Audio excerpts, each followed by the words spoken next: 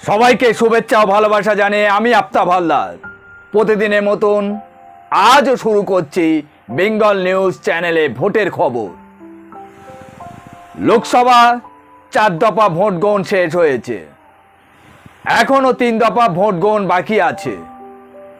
এমতো অবস্থায় লখনৌতে কংগ্রেস সভাপতি মল্লিকার্জুন খাড়গে আর সমাজবাদী পার্টির সুপ্রিমো অখিলেশ যাদব যৌথ সাংবাদিক বৈঠক করেন।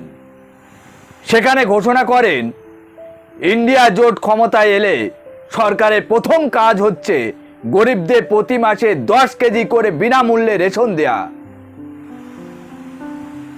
কংগ্রেসের সভাপতি বলেন যে 4 দফার ভোট হয়ে গেছে তা ইন্ডিয়া জোট খুব ভালো ফল করবে, আর বাকি যে 3 দফার ভোট বাকি আছে তাতে বিরোধীরা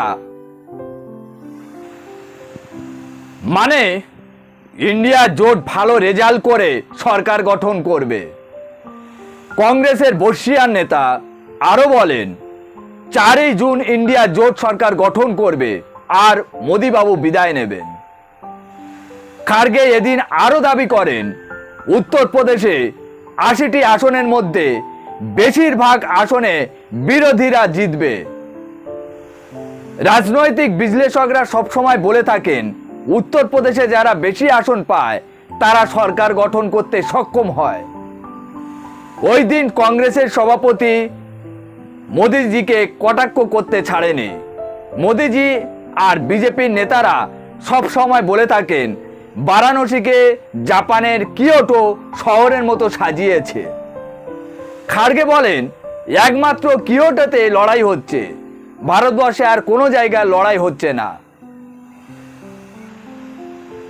কংগ্রেসের বর্ষিয়ান নেতা আরো বলেন, মোদিজির বক্তব্যের মধ্যে বেশিরভাগ জুড়ে থাকে হিন্দু মুসলিম, মাটন খাবে কি খাবেন না, বিফ খাবেন কি খাবেন না, চিকেন খাবেন কি খাবেন না, মাছ খাবেন কি খাবেন না, মঙ্গলসূত্র, এই সব নিয়ে কথা বলেন প্রধানমন্ত্রী। তিনি আরো বলেন, মোদিজি 10 বছর শাসনকালে দেশের উন্নয়নমূলক কি কাজ করেছেন সেটা দেশের মানুষের সামনে বলুন।